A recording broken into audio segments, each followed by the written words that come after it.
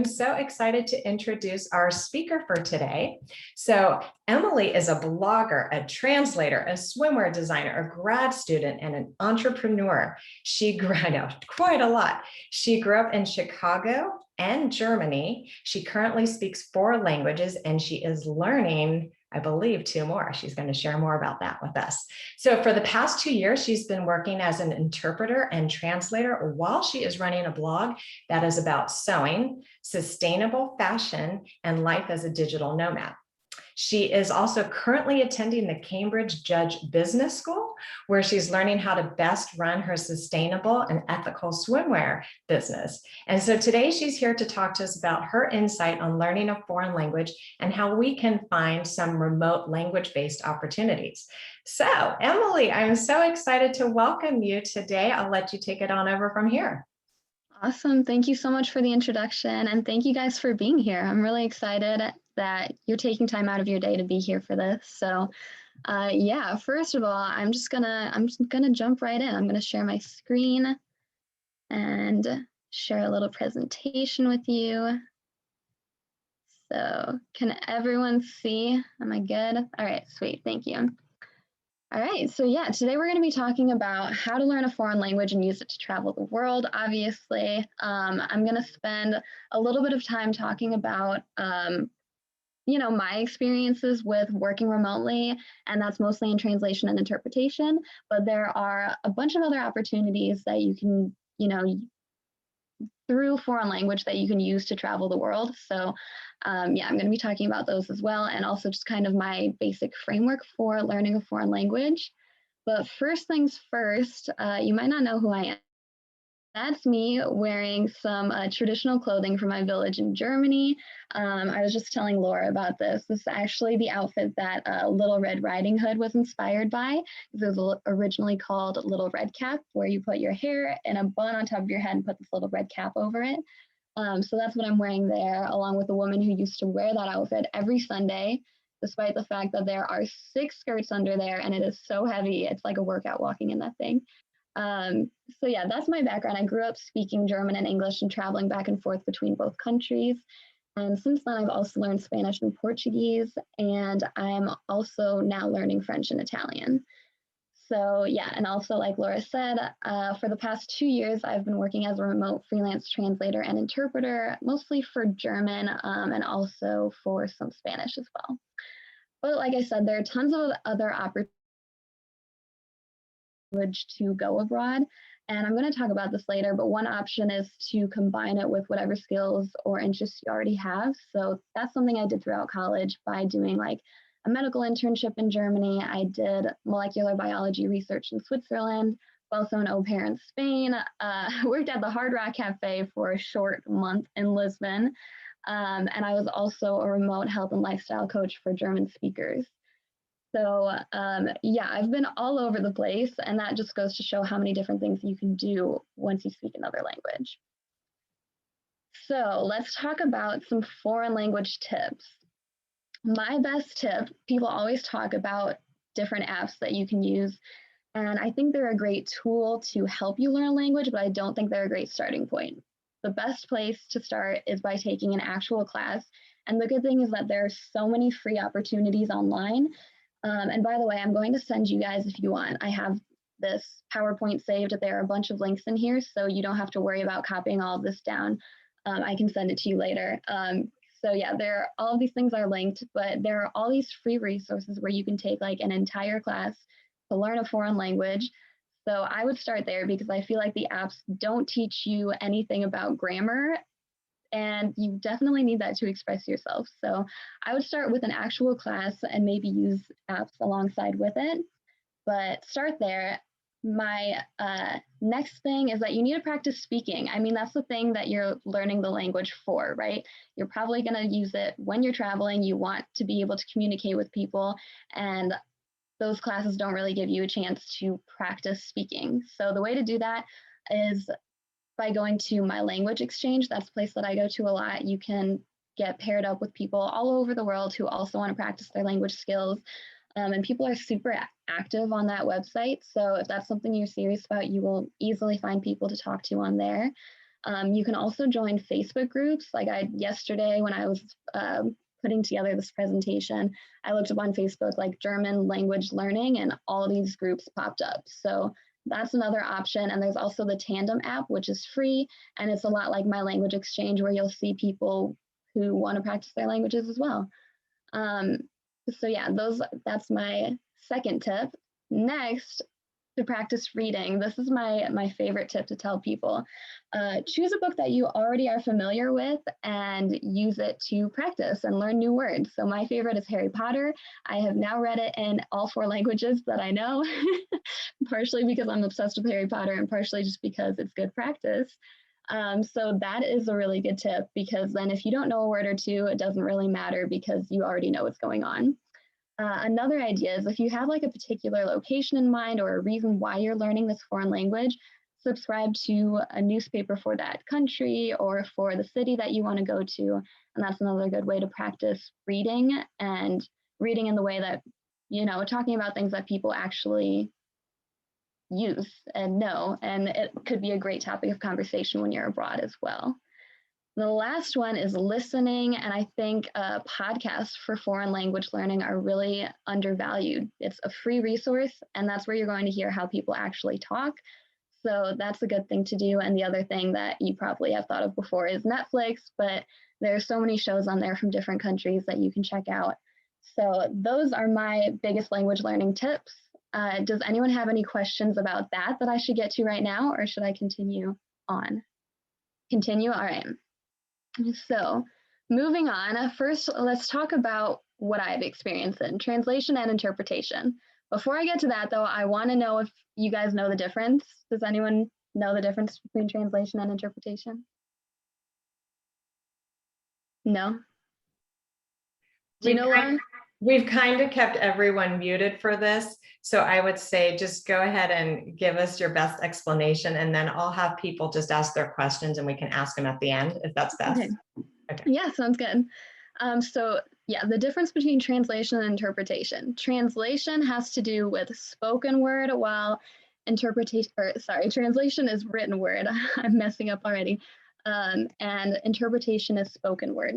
So when you hear translation, that's actually only referring to documents, anything that's written. These examples are things that I do all the time. I do a lot of legal documents, brochures. I work with a lot of businesses who want to get their materials translated. But then anything that's spoken, like I used to be a medical interpreter full-time, like on site, where I would just go into the room with a doctor and patient and interpret everything that was said. And then the people, that you see at the UN or something, those are actually interpreters, not translators. So there are also a ton of different types of each of these. And when you're applying for a translation job, you're going to see all these different boxes that you can check in terms of services that you offer. So there's regular translation, but there's also transcreation, which is similar but gives you some more artistic license. There's localization, which makes it specific to a particular region or country. PEMT is post-editing machine translation. So that's after someone's already stuck it through, like, I don't know, Google Translator or some type of translation software, and they just want you to edit out all of the mistakes. And with that, there are different prices that you can expect to be paid for all these different kinds. And I can talk about that a little bit later if you guys are interested in that. Also, something that people normally don't know about translation is that it's paid by the word most often, ranging from like 10 to 20 or 30 something cents per word. And interpretation is normally paid by the hour. And there are a bunch of different types too, like telephonic, over the phone, in person, video interpretation, simultaneous and consecutive. Simultaneous just means you're doing it as you go. So it's like a sentence at a time. And consecutive means that it's like an entire paragraph of speaking and then you interpret. So where can you find opportunities? I split this up because it's pretty different, I think, for translation and interpretation. So for translation, my biggest tip is to start with a translation agency. That's how I got started in translation. And the one that I worked for is Interpreters and Translators, Inc. So I know they're good. There's also TransPerfect. And you could also just look up like best translation agencies and find a list of different ones that you can apply to. The nice thing about this is that even though you might not get paid a really high amount and they're obviously taking home a part of your pay, you don't have to do any of the client acquisition work, and that part takes so long, honestly. So if you're just trying to get your foot in the door and you want some experience and you don't want to worry about all of the back end of the work, you just want to do the translation, working with a translation agency will allow you to do that. So that's probably where I would start. There are, of course, the other options like translation sites, ProZ, Translators Cafe. If you do those, be wary of scams, because when I first got started, I definitely was scammed. But there are a lot of valid opportunities on there. I would just make sure that they've been vetted by other translators on the site first. Of course, there's also Fiverr and Upwork, but to be honest, I don't use those at all, and I really dislike them. But that's coming from the perspective of someone who's never gotten a job on there and never really tried to, because they're always going to lowball you. I think they're always just going to go with the lowest offer they can get. And I don't think that translation work is really valued on there. So you're not going to get what you're worth, in my opinion. I could be wrong. Tell me if someone has experience with this, but that's been my experience. And the last option is that you can do it yourself. And this can be a great option, but keep in mind, it's essentially like running a business. So you have to do all of the client acquisition and reach out to people and come up with contracts and ways to protect yourself legally as well. So there are all these different considerations to keep in mind when you're doing that. But it can be nice once you have an in somewhere. And my best tip for this is to reach out to places where you're from, like law firms, schools, hospitals. If they don't have a translator already, then they might just keep your name on file. They might not have a job right when you reach out. But the nice thing is that when they have a job that they need taken care of, they'll have you on file and they won't have to go through the work of finding someone to do that work. And I've gotten a lot of recurring work through a law firm that my aunt works at. So use your connections also. And they just keep coming back to me because they don't have to go look for anybody else. And also they pay me what I'm worth because they don't know what translation is supposed to cost. So I can actually pay or ask them to pay what I think I'm worth, which is nice. Now, where do you find interpretation jobs? The main one really is interpretation agencies. And I think there are so many opportunities for this, even more than in translation. I think it's easier to find an interpretation job than a translation job. But of course, there are pros and cons to each. If you don't want to talk to people all day, then interpretation might not be for you. You also need to be good with high pressure situations, because most of the time you're working in healthcare and you never know if a patient's going to be in a really critical condition, and you need to act as both interpreter and support system to the family and cultural guide as to maybe why they can't get a certain treatment or why the family's reacting this way. So there can be a lot that goes into it to make the situation more stressful. But if you're good with situations like that, then absolutely go for it. The ones I've listed there are all good interpretation agencies that either I've personally worked with or I know are good ones. The other option is you can find a lot of interpretation opportunities through regular job sites. And whenever I look up translation on like Indeed or something, I find that most of them are actually interpretation jobs, not translation. So these are things that you can pretty easily find. Yeah. So these are some questions that I get a lot about translation and interpretation. Do you need some sort of a degree? Do you need any type of certification? Not necessarily. It definitely helps if you have a degree in the language that you're speaking. You also, as a translator, technically, you're only supposed to translate into languages that you're a native speaker of. So for instance, since I grew up speaking German and English, I can translate both ways, to German and to English. But since I only learned Spanish, technically I can only do Spanish to English translations. Not everyone will hold you to this, and if you feel confident being able to do it, then you can go for both, but that's just kind of the industry standard. And you don't need any type of translation degree, but again, it helps. From my perspective, especially in the translation industry, it's all becoming more standardized, and they're looking for people that have some of these like certifications that I mentioned below, especially ATA and ITI. But you don't need them. I don't have them. I have a degree in Spanish, and and I'm fluent in German, and that's been good enough so far. And in terms of wages, like I said, you're normally paid by the word for translation. And I found that a good starting rate is normally like 10 to 12 cents a word. That can get higher for more difficult translations. And just to be super transparent, like the job that I'm working on right now for the law firm, I'm doing 18 cents per word. So that's just to give you kind of a realistic view of what you can expect. Interpretation could be anywhere from 20 to 45, maybe more. I wouldn't take any interpretation job for less than 20 though.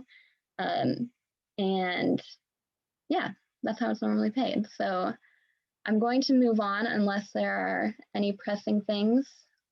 So, okay, cool. Now I'm going to talk about the fact that there are so many other opportunities. So these are pictures from when I did a medical internship in Germany, when I did the research in Switzerland, that's on the right, and in the middle, when I used to be a health and lifestyle coach for German speakers. So this just goes to show there are tons of different things that you can do, and these are the questions that I would, like if I were looking for something else, these are the things to ask yourself. How can you combine your foreign language skills with something else that you already know how to do?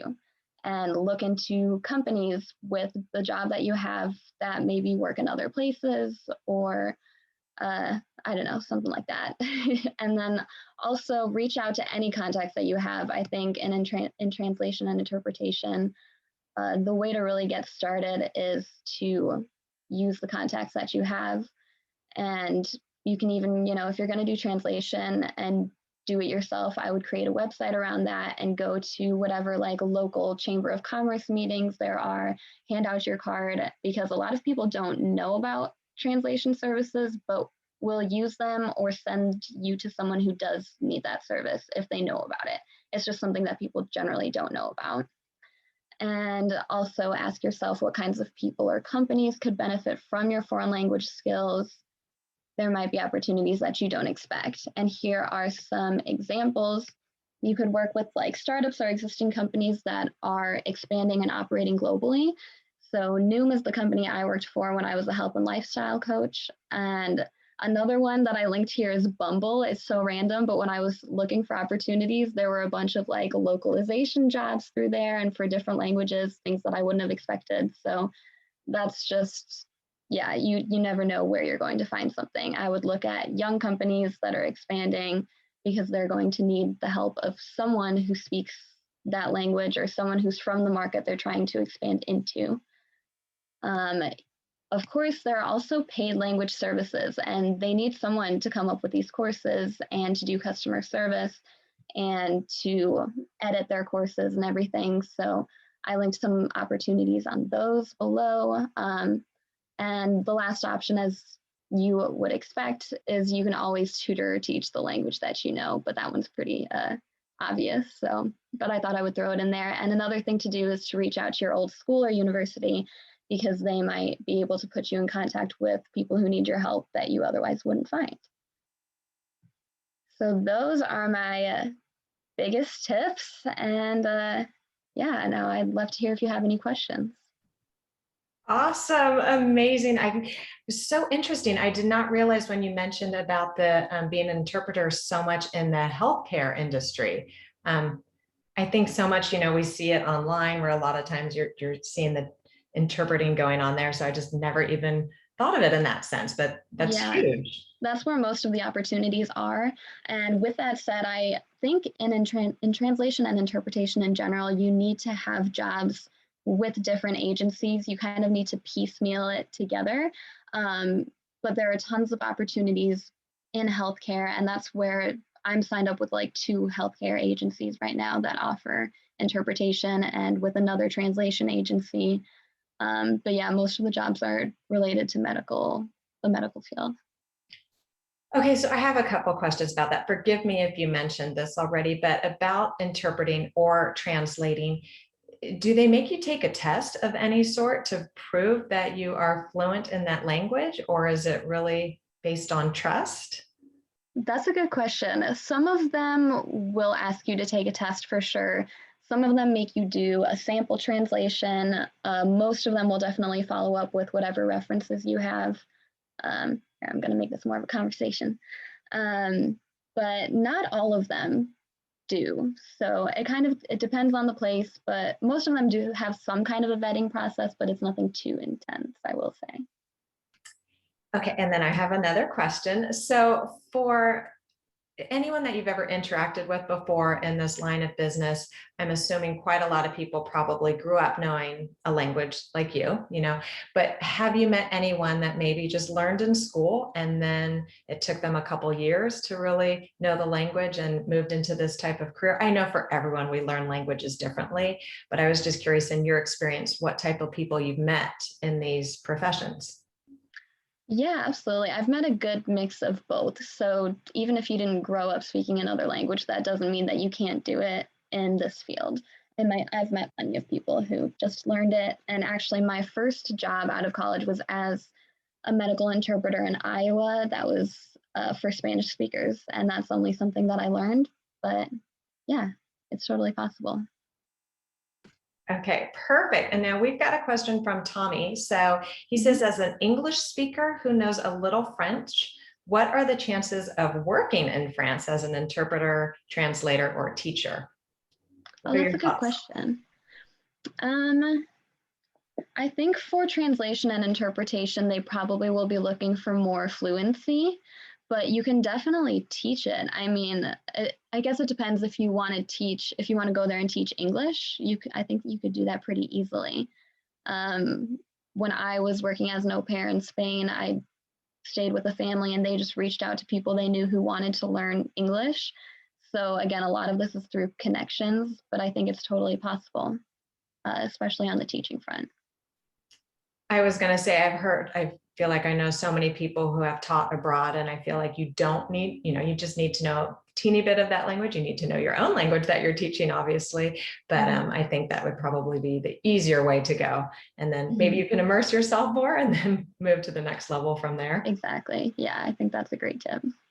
All right, so Abigail has a question. What's your recommendation for breaking through the plateau of an intermediate speaker to fluent for a particular language? That's a great question. I mean, obviously, the best thing is always to go abroad and immerse yourself in it. And I know that's impossible right now. When I was learning Spanish, I feel like my Spanish absolutely sucked until I studied abroad in Chile and I stayed with a host family who spoke absolutely no English. So I had no choice. I just had to speak Spanish.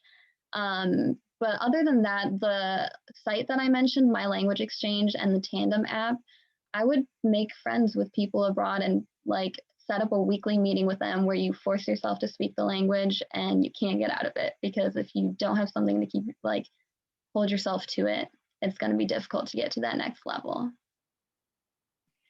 So that was actually a question I had regarding those sites you mentioned. I know there was that Facebook group and that other one. So are you meeting with them over the phone and talking that way? It's not just through like social media online. No, yeah, exactly. You start by messaging and then you can exchange contact information and talk however feels best for you. So And are there any age limits for that? And how do you get paired up with someone, or is it just based on who you're interacting with at that moment? I don't think there are age limits, but I'm not sure. I know I joined one of them back in high school, My Language Exchange. So I don't think that there is an age limit. I have no idea. That's a great question. I would have to look into it. But you just like you can see everyone who's on it. So you can look up by language who wants to practice what because you put in that information when you sign up. So then everyone else who wants to practice that language, their profile will just pop up and they put like a little profile and you can send them a message if they seem like a good person to talk to. That's great. I never even thought about that. So I'm going to definitely check out that site because as I mentioned to you, my Spanish has been failing because I have not been practicing. But one thing that I did, and I don't know if this happens in other languages, but when I was in college, I found intercambios. They must have had a site where we found someone he was Spanish and he wanted to learn English and I spoke English and wanted to learn Spanish. So we just meet for coffee and just chat. I know that's harder to do nowadays. So it sounds like kind of these online groups are kind of taking over for that. But have you found that you can do that in all different languages, or are there some where it's done more so than others? I don't know if if you have any experience in that. I guess I don't, but I feel like you can find a group for just about anything nowadays, especially with all of us having moved online and people wanting to connect somehow. So you can find them either through the like website or app that I mentioned, through Facebook, or even through Meetup or something. I've seen language groups on there too. So I think you can, whatever you're practicing and trying to learn, you can find something for it. True. I think the world's pretty open now, so we can find whatever we need, right? On any Exactly. platform. All Right. right. So Gerdish has a question about, have you ever been to a country where you didn't speak the language or spoke just a little bit about it? And how was it? How did you manage to get along? Yeah, so many times. In those places, I try to make friends with locals somehow. And I mean, there are lots of different ways to do that, but that's probably the first place that I start. So then they can help me out. And I always learn a few phrases before I go anywhere, but generally it hasn't been a problem for me. And it sucks to say, but most people speak, or like most signs and stuff are in English, or like if you need to get around, you can find someone who speaks English who can help you. So for me, it hasn't been a problem. Um, yeah, and actually, that was what made me want to learn Portuguese. Was when I first went to Brazil. I spoke no Portuguese. It was just like a word or two, but then everyone got so excited when I spoke that the one or like said the one or two things I knew how to say, and that made me want to learn the language. So, uh, yeah, I feel like I've only had good experiences with that. That's perfect. And I agree with you. I do think everyone does, speak most English in different countries. But yes, I agree. Being able to learn a little bit of their language just to show that you're putting yourself out there and welcoming into their country, I think that's important. So, and then I think once you do that, people are, receptive to that, and then we'll probably speak English back to you anyway once they realize how terrible you are in their Yeah, language. exactly. Exactly. But the effort is definitely appreciated. So. And then you mentioned Brazil and Portuguese. Was that the first language you learned after German and English, which you grew up knowing?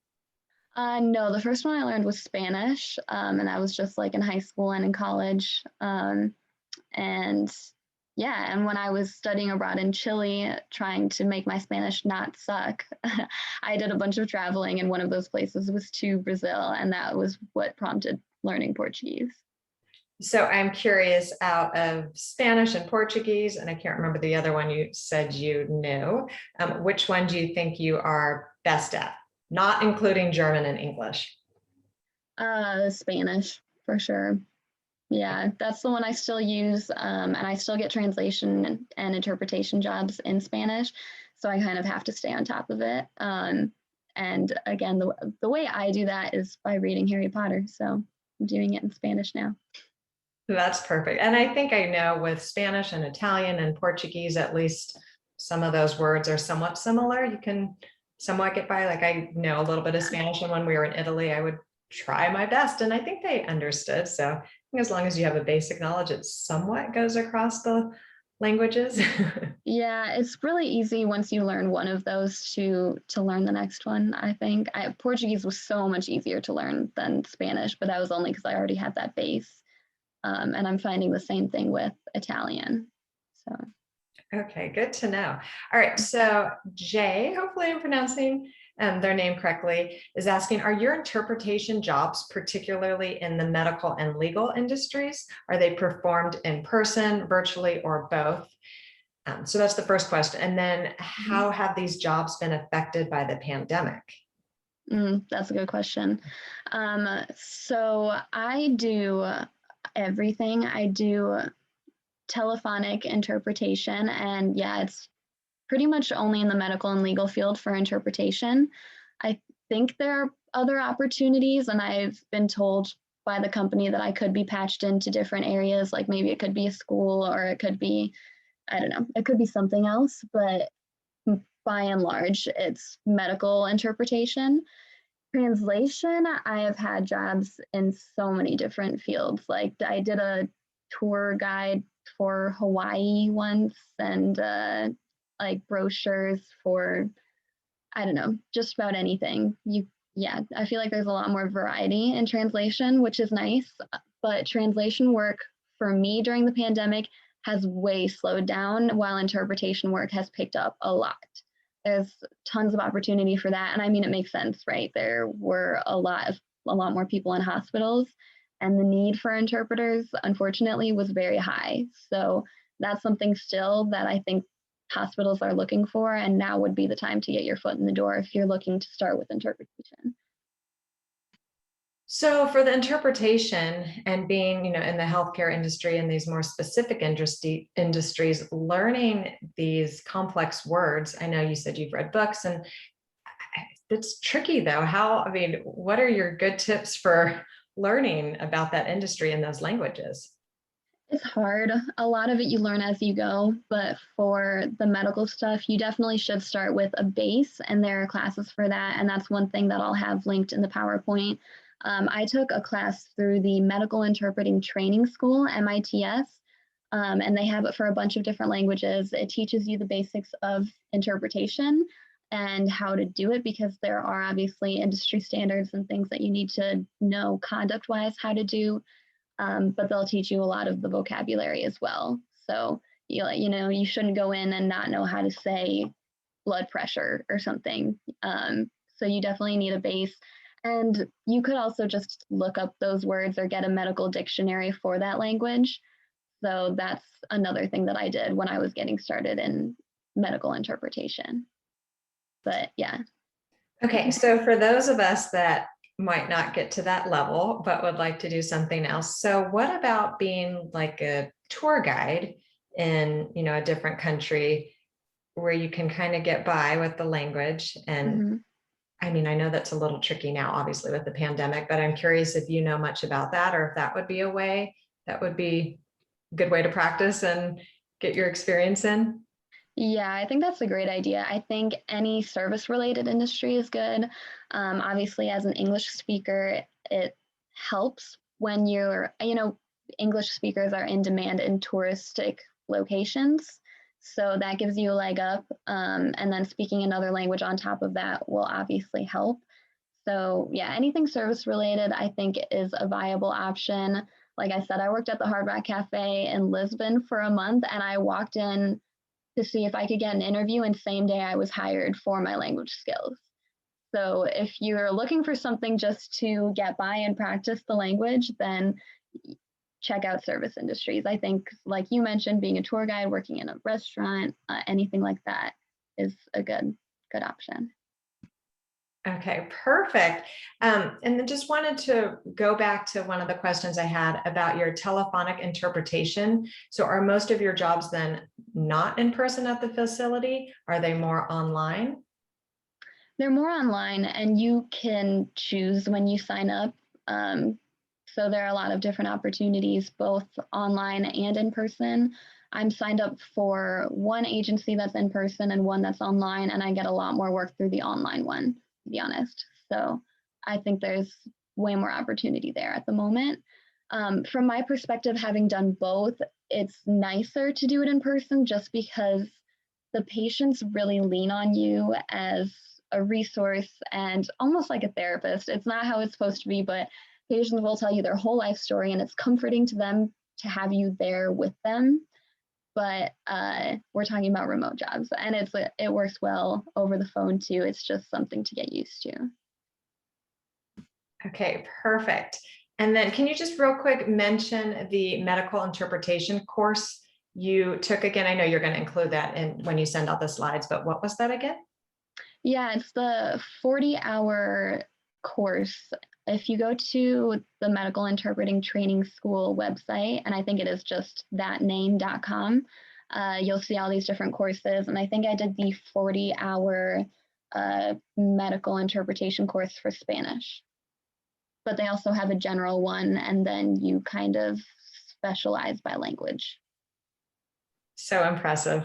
I couldn't do it. So I'm so proud of you. But I'm interested to look into it and see how many words I could actually pick up. As I told you, for me, it's always been so hard, not being nervous about the conjugating of the verbs and, rather than just get out there and speak it. So just practice, practice, practice. All right, so we have another question about how long or how many years did it take you before you became fluent in Spanish or any of the new languages you were learning? Um, so Spanish took a while because I started in high school and definitely didn't take it seriously. I didn't really take it seriously in college either until I went abroad. So it took several years for Spanish. I started freshman year of high school and went through college, so 8 years. And I studied abroad my junior year. So it wasn't until then that I felt like I was actually somewhat fluent. Yeah, it took a while. But then with Portuguese, after two accelerated classes, I felt like I could speak and have a conversation, maybe not about something as complex as I was in Spanish, but it took like a year for Portuguese. It was a lot less time. Yeah. And then, Emily, when you studied abroad, did you study for a semester or a year? And did you live with a family or with friends? I'm just curious what the experience was with learning that language at that point. Mm-hmm. I studied abroad for a semester and I lived with a host family in Chile. You could choose how much English you wanted your host family to speak, and I chose no English, which was super helpful because otherwise people want to practice with you or you end up cutting corners if you know that somebody speaks English. So yeah, that's what I did. Okay, perfect. Yeah, I studied a semester abroad too. And then for those of us that are older and not in school or don't have the opportunity to study abroad, I've heard of a lot of people I know who, when they've traveled, they've taken these immersion classes and they've gone to a country and maybe they've done a couple weeks or a month learning the language. So maybe that's a good way for some of us if we don't have those study abroad options to take. Definitely. Yeah. The best thing is to do one of those and make friends who are from there. I mean, those are the biggest things. Surround yourself with people who know it and will force you to speak it. Exactly. That's so true. Go get a coffee, go get a drink in the local bar, and you'll be fluent in no time. Exactly. Yep. That's the way to do it. All right. So Rebecca was curious about how much time do you dedicate each week to the language that you're learning? Not as much as I would like because grad school's kicking my butt. Uh, but ideally, I would do like 15 to 30 minutes a day. And I think that's plenty. Like with French, I just started going over vocabulary 10 minutes a day and then trying to read Harry Potter because I already got the first book and trying to pick up words that way. So I'm not even following my own advice. But I did sign up for a course and that's where I'm going to start as soon as school calms down a little bit. But yeah, that's where I'm at. Okay, so those are for the languages you're learning. And then I know you do a lot of your translating and interpreting in Spanish. So for example, Portuguese that but you might not be doing a lot of work in at the moment. Do you regularly keep up with that? Or how do you manage when you have, 4, 5, 6 different languages? It's hard to stay on top of for sure. And I feel like as soon as I start getting a better command of one language, I'm slipping on another. But that's just kind of the nature of it. That's how it's sadly always going to be with languages. You can only dedicate so much time to each one, especially once you learn more than a couple. So I kind of go through cycles with each language. Right now, I might read the whole series of Harry Potter in one language, and then I'll switch to the next one and I'll feel good about it. And it ebbs and flows. So I think that's normal. I love that you read Harry Potter in another language. I think I could maybe get by a children's book. That's where I would need to start. That's a great place to start, though. I think once you're learning, like when you're learning the basics of the language and you just want to apply it to something, children's books are actually a really good place to start. Yeah, easy words, right? A good way to learn. Rebecca had another question about how do you accommodate for all the regional dialects across the countries and cities? Because I know it changes, especially, in Spain and so many different places. It does. That was something was hard. I don't do as much Spanish interpretation nowadays. I do mostly German interpretation. But when I was doing only Spanish, I was working with patients from Mexico or Venezuela or Guatemala, and they all have different words for different things. So that's another thing that you just kind of learn as you go. There's no way to prepare for that. I remember there was a different word for car seat in different languages. So I tried using the one that I knew, and this family was so confused. But then you laugh about it and you figure it out eventually. And one way to account for that, to get over that, is to just describe the word. You can always find another way of saying it. That's something I had to do in interpretation a lot, because you're just, thinking on the fly. And if you don't know a word, you just have to describe it. That's all you can do. So, yeah. Okay, I love Tommy's question. He wants to know if you can speak some German for us. Say something, we'll see if we can figure out what you say. Okay. Ich habe keine Ahnung, was ich sagen soll, aber es war sehr schön, euch alle kennenzulernen, und ich freue mich, dass wir Zeit dafür hatten. Okay, so everyone write in the chat box what you think she said. I'm going to say you said, please come visit us in October and Oktoberfest when the world opens up. I wish I'd said that. All right, what did you say? I just said I don't know what to say, but I'm glad that you guys are here and that you took time out of your day for this. That's amazing. Oh my gosh. And I don't know if you were able to see the chat, but there's definitely quite a few people on the call who speak multiple languages. So I am so impressed with all of you. It's amazing. I had one other question for you. So I was curious, I know you spoke about the remote jobs, and you talked about the Hard Rock one. How did you get those other two that you had mentioned, or what was your thought process for even starting to think about that?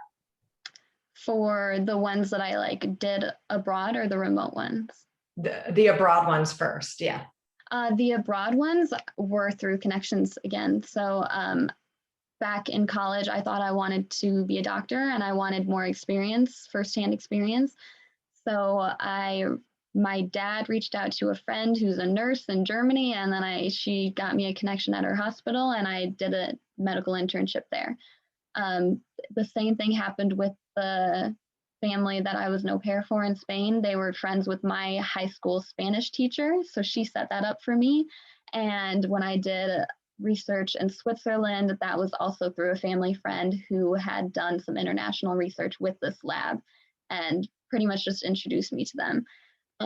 Excuse me. So that's how I found those. It was all through people that I knew, and that's where I would recommend starting if you want to do something like that. I'm not the person to ask about visas or anything. Since I'm a dual citizen, I just worked in places that were in the EU, and I didn't have to worry about it. But there are so many opportunities. And as I was looking up different job examples for this, I was looking at international companies. And if you want to just work abroad, there are plenty of companies that have positions abroad in your chosen field. So if you want to relocate to one of those places, there are tons of opportunities for that. That's a great idea. It's so impressive. I'm just so impressed as a college student that you thought to do this and you had all these opportunities. And I love that you mentioned connections, because I think, as you were saying, even that site that you mentioned and the Facebook group, even just talking to people like that, you'll get to know, they'll know people, and it'll just open up so many doors for you. So exactly. You never know where it'll take you once you make that connection. So that is always where I would start. Exactly. Okay. And I don't think I asked you this, but if I did, forget it. What was the easiest language you learned? Was it Spanish? Is that what you said? Portuguese, probably, just because it's so similar to Spanish, and I already knew Spanish at that point. So yeah. Okay. And then I know you're learning French and Italian. Those are the two you want to learn now. What will be the one you want to learn after that? Or are you going to stop at that point? Definitely not. I want to branch out to something completely different and learn Arabic or something. Yeah. That's what I'm thinking. Wow. That's impressive. That would be hard. Yeah, exactly. I've stuck to the Romance languages so far, so I've got to break away from that. Yeah, well, you have a good base with them, and now it's time to move on and try something else. So I love it. Well, thank you. Oh my goodness. I think we got all of the questions answered. You are a true inspiration for what you do and what you have done. And I know I can speak for myself, for having just a basic knowledge. It is so motivational to think about what I could be doing. And even if I can't go into interpreting or translating, at least I can continue to, maintain my language. So when I go and travel to different countries that speak Spanish for me, I can get along with everyone and speak with them and have maybe these other opportunities open up. So thank you so much, Emily. I really appreciate it. And thank you to all of you for being here and for asking all your amazing questions. I am going to share my screen one more time to let you know about some things that are coming up with the Nomadic Network. So we have, as I mentioned to you, we have 3 different types of events. So you can find all of our events on the calendar, and the link is right there. And we, I think, are scheduled out till July. We have tons every month. So we have the 3 different types. So we have the travel presentation style events like today. And then for the rest of this week, we have a partner event with Women in Travel Summit. So if you're interested in checking out any of their sessions, feel free to log on to their site. And there are a couple that are free, and they have some coming up for the rest of this week that are interesting. And then on the 27th, we have a wonderful topic on reimagining travel. So Aziz does this wonderful tour company to so many unique places, and he definitely approaches his tours in a very unique and impactful way. So I definitely encourage you to check that out and come join us for that talk. And then on the 28th, we have Matt, who is from Franklin, Tennessee, talking to us about this wonderful town. So if you have never been there and are interested in going to Tennessee, definitely join us for that chat as well. And Nomadic Matt will be on that call as well, I believe, leading it. So that should be fun. And then, as I mentioned, we have these regional happy hours. So if you haven't been to one of these before, they're more informal. We keep everyone unmuted. It's more of a happy hour style where we are just getting to know each other. We'll play games. So we have one tonight in Texas. So if you're from the Texas area and you want to join, or even if you're not in the area and you want to join, feel free to. And then next week we have one for the European area. So again, check out the calendar because we have them weekly and monthly in all the different regions, and you can find one that's coming to a place near you. And then every month we have these book clubs. And so the next one we have is on Wednesday, May 5th. This is with Rolf Potts on his book, Marco Polo Didn't Go There. It's an exceptional book. So if you haven't read it, pick it up and hopefully you can give it a read and then come join us. And these are great because they're really informal. We bring the author to speak to us. You can ask your questions directly to the author, which is a great way to just have that intimate feel with the author of the book. So hopefully you can join us for that. And then, as I mentioned, we have this new membership community, which is called Nomadic Map Plus. So there's the link right there. You can check it out for just a few dollars a month. You have access to all of the TNN event replays in case you missed something or you weren't able to make it. You can have all of those there. Nomadic Matt will sometimes share stories he hasn't before on his blog. He'll ask us for our input. And there's an exclusive Facebook group. It's for a small amount. I feel like it's a really great way to continue giving back to the Nomadic Matt team and the Nomadic Network because they have given us so much over this past year. And then, as I mentioned, if you can go onto our the TNN Instagram page and just complete that survey, it'll just take a couple minutes. That would be amazing, just so we can find out what we're doing right for all of you. And that's it. Thank you all so much for being here today. We could not do this without all of you. And Emily, thank you so much for being here and sharing. You are amazing. I love what you have done so far throughout your life. And I can't wait to hear how many more languages you pick up and all your other new adventures. So, and thank you to all of you. Hopefully you have walked away with a little bit more knowledge and are going to go run out and start speaking whatever language you know or want to learn. So thank you, everyone. And Emily, I don't know if you have any. Thank you so much. No, I'm good over here. But if anyone else has any questions, feel free to message me on Instagram. Or email me. I put it in the slides, so feel free to reach out. Perfect. And yeah, we'll get those slides sent out. And then I did include Emily's contact information in the chat. So you should have all of that. And we're so excited to have you all here. And hopefully we'll see you at another TNN event real soon. Thanks, everyone, and have a great day or night. Wherever you are, everyone's always from all over the world, which is so fun. I know, I love that. It's wonderful. Oh, Emily, you are so inspiring. I feel like I need to go pick up and start reading a Spanish book, or like I mentioned in the chat, I used a long time ago, but I used to watch Spanish soap operas because I figured that was a really fun way to mindless, right? To kind of know the language. Yeah. Oh, I think that's such a great way to do it, And for and I sure. and I keep telling my kids, watch the TV, I'll watch it with you and read books. So just good reminders, especially when they're Yeah. still young, that they still have a lot. Yeah, it's so much easier for kids to pick up also. That was something that my parents did growing up because I didn't want to speak German whenever I was in the States. And now I'm so glad that they made me do it, but they literally ignored me when I spoke English. So I had to learn German. And we had the house filled with German movies and books and all those different things. So, That's so smart. And actually that gives, so I mean, my native language is English. No one in my family speaks anything else except that, but they've always learned Spanish in school. And so we would try to do, one day a week where we only spoke Spanish. Of course, mine is not the best, but I figured it's just a good way for us to try, but we haven't done it. So that's a good reminder for me that I need to keep doing that to keep them practicing. So exactly. Go for it. I mean, it drove me nuts when my parents ignored me, but that was an effective tactic, I will say. right. Exactly. Well, thank you so much. And thank you to the rest of you for being here. I'm going to end the room, and then Emily, keep us posted on everything you're doing. It's going to be fun to follow you along. Awesome. Thank you guys for being here and thank you for leading this, Laura. Of course. All right. You have a good afternoon, I think, where you are. You too. Take care. Okay. Bye. Bye.